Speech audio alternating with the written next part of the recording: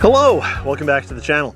I wasn't sure what I was going to do today for a video. I was thinking about going to work in the rose garden because there's stuff that needs to be done there, but it's going to be like 80. In fact, right now it's probably in the high 70s, 76. It's only climbing, and that sun is pretty brutal down here in eastern North Carolina. I was thinking about doing up potting, but that's pretty boring. No, instead I thought, and if you haven't figured out by the title yet, we're going to look at the veg garden and see what changes are happening and what I'm planting for fall. If you're new to the channel, welcome, thank you. This is just me growing my garden here in growing zone 8A, eastern North Carolina. And along the way, you can watch me stumble and fumble as I try to figure out this gardening thing, because I am a growing gardener, hence the reason the channel is called Growing a Green Finger. And if I learn anything, I will definitely share it and pass it on with you. And a few of you have even turned around and started sharing your stories of what's going on in your gardens in the comments below. So please, if you guys have any hints, tips, suggestions, anything else, leave them in the comments below. Hopefully I can learn something, and anybody else who watches this channel who may be a beginner or even some expert, you know, you're never too old to learn, and people are always learning, and we should always keep learning, and that's what keeps us going, right? Anyways, let me stop prattling on and let's look at some of what's going on here in the veg garden. Start off real quick. My in-ground beds are almost done. There's just a few things at the end, and let's go look at those now. Along the side here are my experimental pepper pots, and they have produced some peppers, although the bugs have also gotten some, and some I just haven't harvested in time, and I've learned that peppers roll over pretty quick down here. The squashes that I was growing for my wife, well, they're pretty much done. Just haven't cleaned up the vine yet. And of my 2 pumpkin vines, I've only gotten 1 pumpkin. I'm not sure what that's all about, seeing as I had hundreds of flowers. But either way, the zinnia, they're pretty much done. I just haven't had the heart to cut them out. And down here, I have some more pepper plants, and they're still producing pretty good. So I'll have to do some harvesting later today and give them out to some friends and family. And down here at the very end, I have my comfrey. Now I just recently went through and I ripped it all pretty much out. Not out of the ground, but the leaves themselves. And comfrey, if you didn't know, it's like a weed, and it apparently draws a lot of nitrogen up from the soil, up from the ground. And you can let some of those leaves die back, and they'll provide the nitrogen back into the ground. And you can also take these and use them in your compost pile. You can use it to make compost tea, or comfrey tea, I should say, like a comfrey fertilizer. You can use it for that, which is pretty fun, which is generally what I do. I either put it directly onto the compost pile, or I let it turn around and ferment in a bucket. And in fact, I have a bucket I have to empty out because I'm not going to fertilize anything really at this point in time of the year.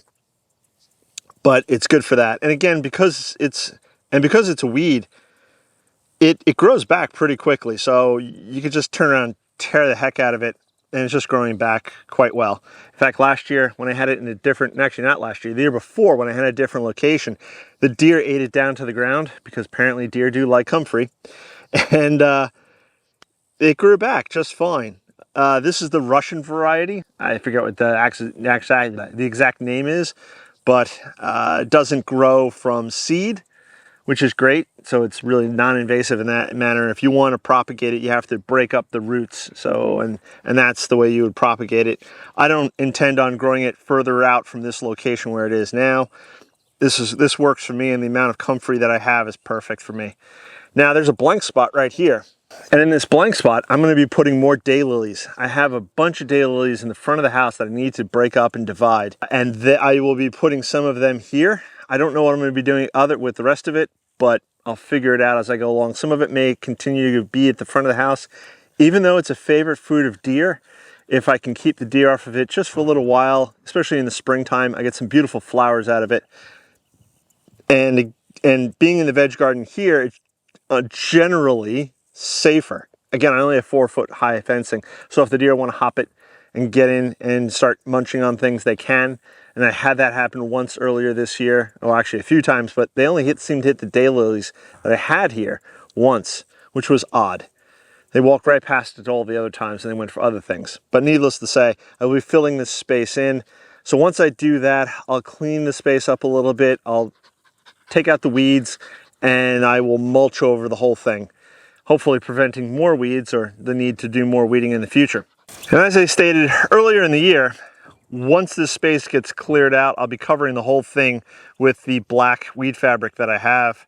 I had it over this last year to help break everything down before I really started making this space. Did I make it last year? No, this is the first year I've had this space. But the black weed fabric will help suppress weeds and all those other things. I'm not going to do a cover crop. I could do a cover crop, but then you have to till the cover crop into the ground or rip it all out by hand, or it's just, I'm not going to bother. I will just cover the whole thing, except for the daylilies. I will cover the whole thing with the black weed fabric, and that will then suppress everything. And any weeds that do pop up that I don't take care of, or even, you know, some plant roots that, you know, I have sunflower roots that haven't come up yet, and there's a few other things. But the weed fabric, it's black, it absorbs the heat, rain can get through it, and everything will rot down underneath it. And I'll take it up in the springtime, late winter, early spring, take it up, amend the soil with whatever I have to amend with, compost, redo the paths a little bit because I made them out of wood chips this year, and I may continue doing the same thing for next year, or maybe not, I'm not sure. And then start planting again next year. So the in-ground bed really worked out well. The edging that I did with the pavers, that worked out pretty well. I have no general complaints about that. I may tweak some of them over the course of the winter. We'll see. I have a lot of projects that I want to try to get done this winter. I probably won't get done, but I'm going to try. That's all we can do. Let's talk about the raised beds. Now, the raised beds, some of them will be put to sleep for the winter. And what I mean by that is I simply won't be using them. And as you saw in the beginning of this video, I put cardboard over one of the wooden raised beds because I'm not going to be using that raised bed over the winter. So the cardboard will again help suppress any weeds, grasses, anything like that. The cardboard rots down. If we have a very wet winter and the cardboard rots down a little bit, that's fine too. And if it doesn't rot down that much, I can reuse that cardboard elsewhere in the garden come next spring. But I have still yet to decide which beds I'm going to be using and which beds I'm not going to be using. I'm sort of playing that by ear because I still have to plant garlic, and I feel like there's something else. Oh, I have to plant garlic, spinach, and I already have planted a few things, which I'll show you here in a second. Currently in this bed, I have Blue Lake 47 bush beans. Didn't fill up the whole bed as I was hoping. And I was supposed to get some zinnias in here, but they really didn't pop up, but that's okay. What's growing is producing. They're great to snack on. Sophie and I, when I come out here in the morning, do some watering. I grab a few, I give a couple to Sophie. She's pretty happy about that. So I'm pretty happy that I did get a crop of bush beans coming up that I can eat this year. If you've been watching the channel, you know that I grew in the springtime half runner beans. Didn't like them at all. Too stringy. Spoke to a southern neighbor of mine who gave them to me, and she said, oh, you have to de-string them before you eat them. I'm not going to do that. That just seems silly to me.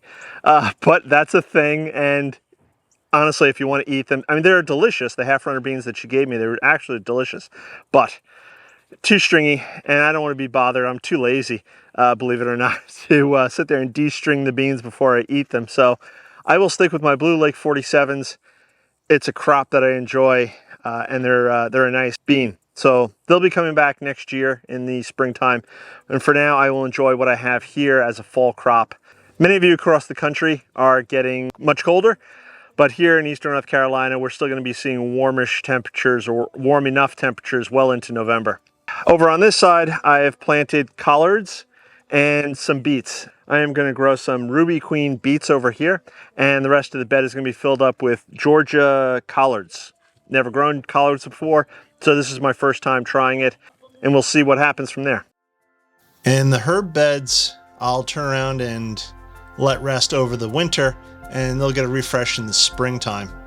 And this bed will get used for the gladiolus in the springtime. And the gourds bed is a little overgrown right now. Cinnamon basil flowering. The gourd vine seems to be growing again. Who knows, maybe I'll get some more gourds. My sweet potato vines are looking okay, and hopefully in another month or two I'll be harvesting them. In this bed here, I have 2 different types of carrots growing, and hopefully I'll be harvesting them in December. And in the last bed, I have some onions and calendula. I don't know how if the calendula are going to grow or flower this year. And then Sophie's laying in the shade, trying to keep cool, chewing on a stick. So that's what's going on in the veg garden now. I won't be using, or I won't be growing that much throughout the winter because it does get to freezing here occasionally. But there are things that I will be growing throughout the fall. And in the winter, I'll be growing some salads in the greenhouse again with it, because that was pretty fun last year.